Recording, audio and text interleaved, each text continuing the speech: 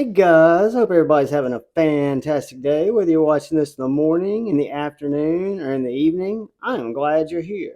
Today I wanted to give you kind of a long-term overview, review, my thoughts on the Quiet Carry Waypoint. Great knife, give you some insights on it, some drawbacks that I think it has, and if you get the chance, I want to first off thank all the channel members. Thank you, thank you, thank you. And ask anyone else, if you're new here, to please hit the subscribe button and the bell notification icon. It would help the channel out greatly. But the Quiet Carry Waypoint is what I would consider comes into the size of a gentleman's folder. It's got very thin blade stock. It is on washers, not bearings. The reason that is it's what I would consider an all-weather or all-elements knife. This knife is particular knife has G10 scales, titanium liners, and a Vanax SuperClean blade, which is very corrosion resistant. The liners and hardware are corrosion resistant. The clip is corrosion resistant. So this is a knife that you could pretty much put through the ringer, take it to the beach, and you're not going to have to worry about it corroding. I've not taken it to the beach. I've not stabbed it in the sand. I've not run it through that test, but I have seen and heard of this knife holding up very, very well.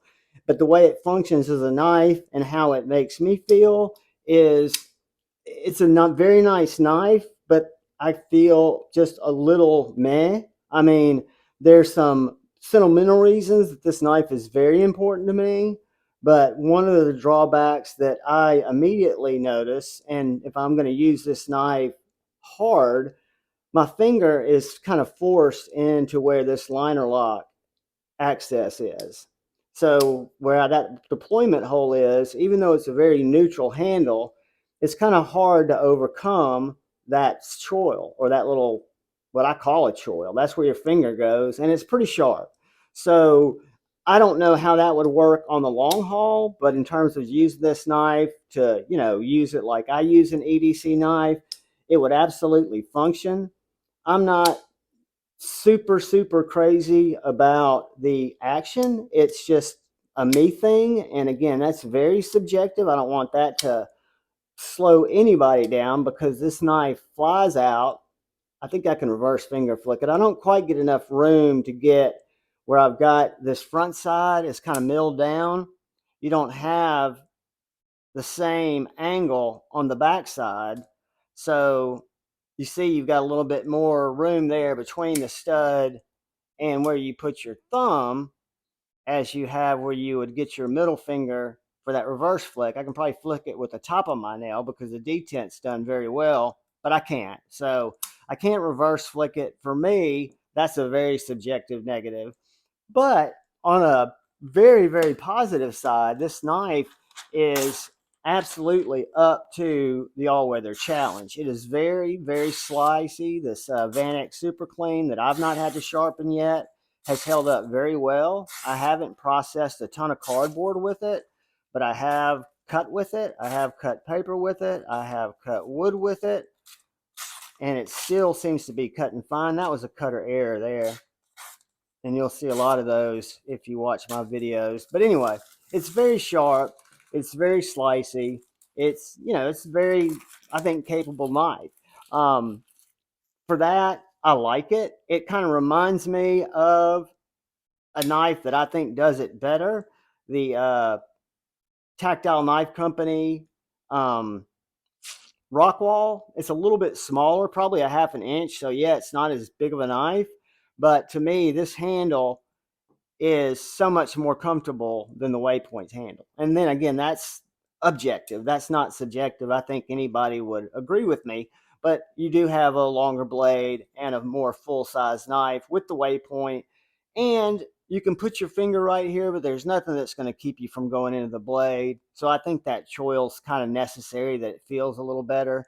And I do have a little bit of problem with that. But you do have a reversible clip. You do have a very well-made knife that's made out of very nice materials. So I don't think you have to worry about this knife getting wet. I don't think you have to worry about this knife cutting fruit. I don't think you have to worry about this knife falling short in the corrosion department. If you're stuck with a lot of hard work with this knife, I think the blade will absolutely hold up to it. I hope your finger does, because to me, that's a hot spot. Let's do a couple of quick size comparisons with some knives we all might be aware of or have seen or held that we can get some idea by, like the Cold Steel 4 Max, which is a big knife, and the Civivi Baby Banter, which is a small knife.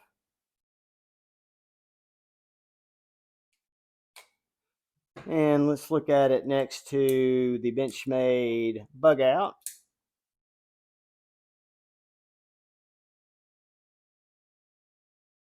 It's right about the same size as the Benchmade Bug Out, which is going to have it considerably smaller than the Spyderco Paramilitary 2. But let's break out the Javon promotional tape measure with the sticker on it, and we will learn that the waypoint comes in right under 7.5 inches, right at 7.5 inches. The blade is 3 1/4, and the handle is 4 1/4.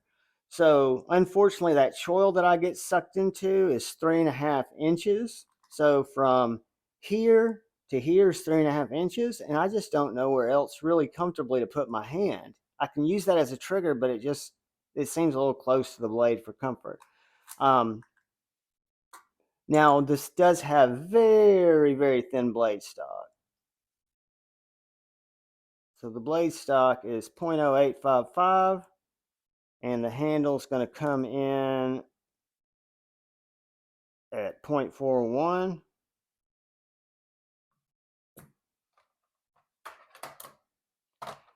And let's see how much she weighs.